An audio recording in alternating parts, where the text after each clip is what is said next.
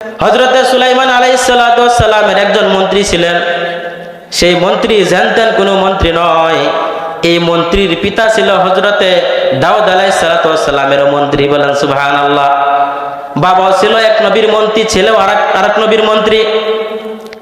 হযরতে সুলাইমান আলাইহিস সালাতু ওয়াস সালাম সেই মন্ত্রীকে নিয়ে এক সকালে তিনি বসে আছেন, বৈঠকখানায় বসে আছেন, কথাবার্তা বলতেছেন। এমন সময় একটা সুন্দর দেহের অধিকারী, সুন্দর চেহারার অধিকারী একজন লোক আসলো সামনে। আসার পরে হযরতে সুলাইমান আলাইহিস সালাতু ওয়াস সালামকে সালাম দিল। হযরতে সুলাইমান আলাইহিস সালাম তার সালামের উত্তর লওয়ার পরে সেই সুন্দর দেহ বিশিষ্ট লোকটা এই সুলাইমান আলাইহিস সালামের মন্ত্রীর দিকে বারবার তাকাচ্ছে।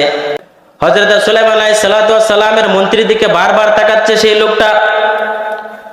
হযরত সুলাইমান আলাইহিস সালাতু ওয়াস সালামের মন্ত্রী তো ভয় পেয়ে গেলেন তার তাকানোর ধরন দেখে।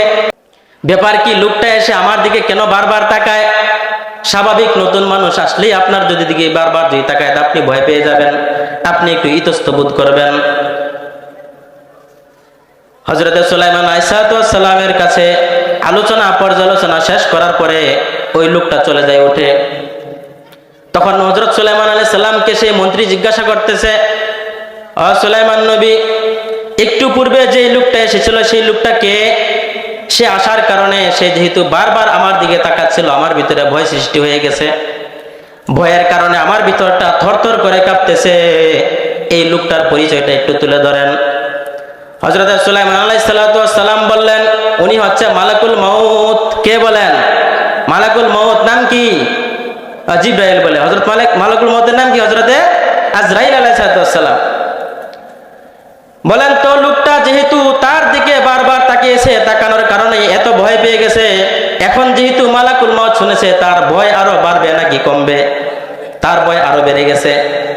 ভয় বেড়ে যাওয়ার কারণে তিনি বলতে লাগলেন, ও আল্লাহর নবী সুলাইমান, আপনি অতি দ্রুত তাড়াতাড়ি বাতাসকে আদেশ করেন, বাতাস যেন আমাকে দূরবর্তী কোনো একটা দ্বীপের মধ্যে আমাকে রেখে আসে। আমার ভয় লাগতেছে, এই লোকটা যেভাবে আমার দিকে তাকাইছে, আবার মালাকুল মউত, আমার সাংঘাতিক ভয় লেগে গেছে, আমার শরীর ঘর্মাক্ত হয়ে গেছে, ভিতরে কম্পন সৃষ্টি হয়ে গেছে।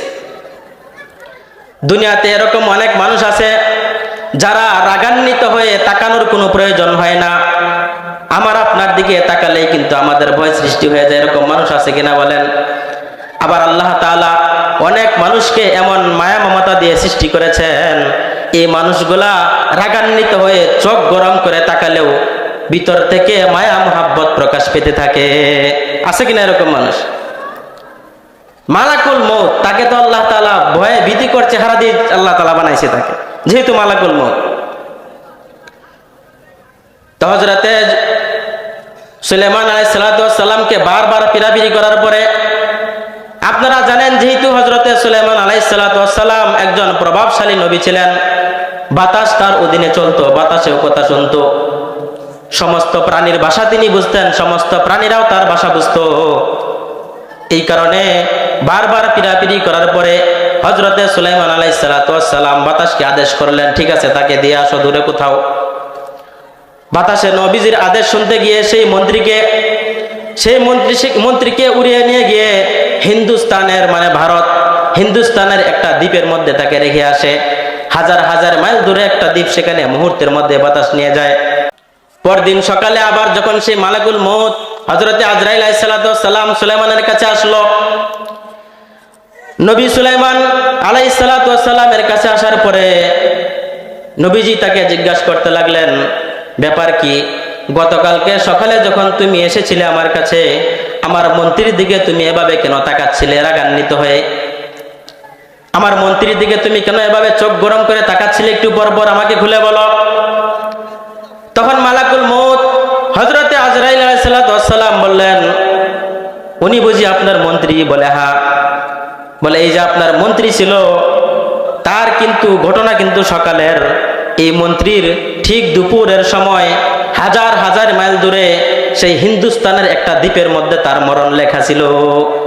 আমি এই কারণে তার দিকে রাগান্বিত হয়ে তাকাচ্ছিলাম, এত হাজার হাজার মাইল দূরে তার মৃত্যু লেখা, এই অল্প সময়ের মধ্যে সে সেখানে গিয়ে কিভাবে পৌঁছবে? সুবহানাল্লাহ বলে।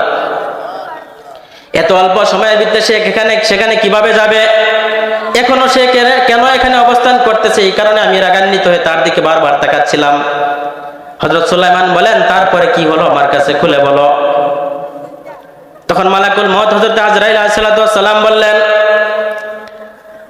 তার যখন ঠিক নির্ধারিত সময়, মৃত্যুর সময় যখন গণিয়ে আসলো, আমি মালাকুল মউত ঠিক দুপুরের সময় সেই হিন্দুস্তানের দ্বীপের কাছে গিয়ে দেখি সেই মন্ত্রী আমি মালাকুল মউতের জন্য অপেক্ষা করতেছে। বলেন সুবহানাল্লাহ। তাহলে এখান থেকে বুঝে আসলো মৃত্যু সবার জন্য নির্ধারিত। এই কথা যদি বিশ্বাস কেউ না করে তাহলে তার ঈমান থাকবে কিনা বলেন? থাকবে না।